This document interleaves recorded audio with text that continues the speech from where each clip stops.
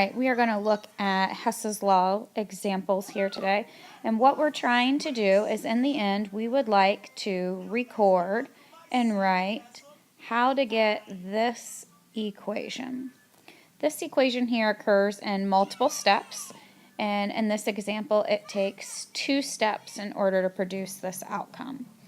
So our first goal is to look at the equations that we have and make sure they're written in a way that is useful to us in this problem. So for example, we need to make sure we have carbons as reactants. Here's where we have a carbon as a reactant. We also would like to have an O2 molecule as a reactant. Here is a half of an O2 and another half of an O2. And we'd also like to see a product of carbon dioxide. And here's our product of carbon dioxide. So your next step in the problem is anything that you see on the reactant side and it appears exactly the same on the product side can be canceled. So here's a CO gas as a reactant and a CO gas as a product. At this point, we're out of everything that cancels. So now what we're going to go ahead and do is add these up and record what we have. So we have a carbon solid plus a 1/2 O2 and another half O2 is 1 whole O2 gas, which yields CO2 gas. And what you do with delta H's is you are going to add these 2 delta H's together. So if we do that, the total delta H, or the heats of formation for this reaction, is going to be 393.5 kilojoules. So that's example 1. Let's take a quick look at example 2. In this case, we're asked in the end to get this equation here as our final equation. So same process as before. I'm going to go through and I'm looking to make sure that I have the correct compounds in the right place. So I would like to have a carbon solid as a reactant, and I do that here in equation 1. Now I'm looking for a hydrogen gas, and I need 2 of those as my reactant. I see I have a hydrogen gas here, and that's the only place it occurs. So in order for me to get 2 hydrogen gases, I'm going to go ahead and multiply this whole second equation by 2. In doing that, your new equation comes out to be 2H2 plus O2 yields 2H2O, and your delta H also needs to be doubled. So if we go ahead and double our delta H, we're going to have negative 285.9 times 2.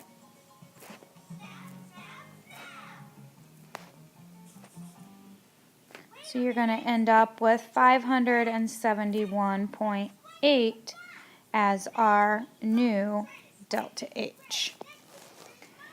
Last, we need a methane gas as a product. In this case, I see a methane gas, but it's here as a reactant. So what we want to do is we want to reverse this third equation. So what we're going to do is we're going to rewrite it so that we have CO2 plus 2H2O, and it's going to yield CH4 plus 2O2. When you do this, this causes your delta H to change to the opposite sign. So since we reversed the reaction, our delta H is now a positive 890.4. Now we're at the point where we're going to go ahead and we're going to do the same as we did last time. Look for any things that cancel and add up our total.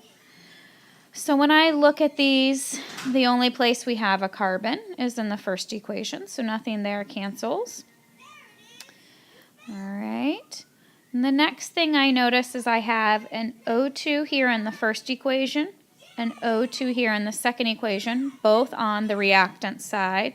And I have two O2s down here in the third equation as a product, so that gets to cancel.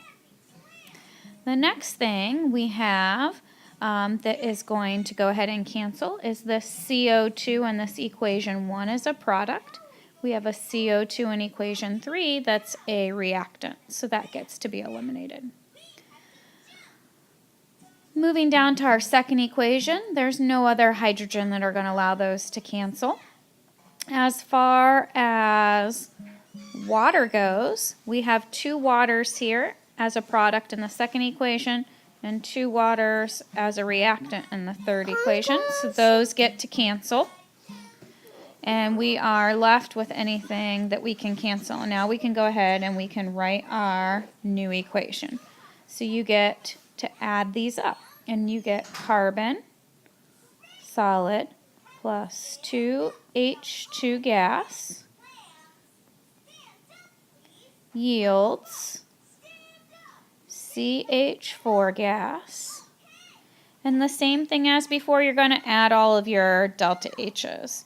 So in this case, we have a negative 393.5 plus a negative 571.8. And we're going to add that to a positive 890 and come up with our new delta H.